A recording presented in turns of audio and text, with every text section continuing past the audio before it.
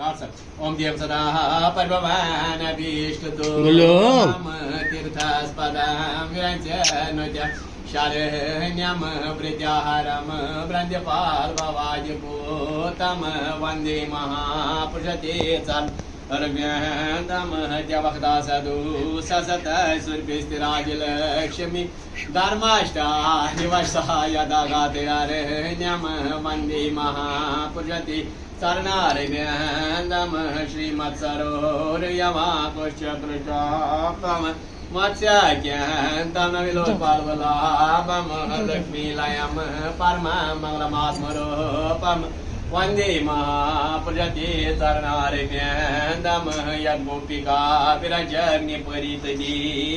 सत्पासुनी शुभ्यो परिमयतापं राशितदी पुष्पकां पाङ्कलिपितं वन्दे महापुरुषते शरणारव्यन्दम ध्येयं सदा सत्यमण्डलमर्हति नारायणा सतजा संसानविष्टा केयोरवान कनककुण्डलवान किरीटं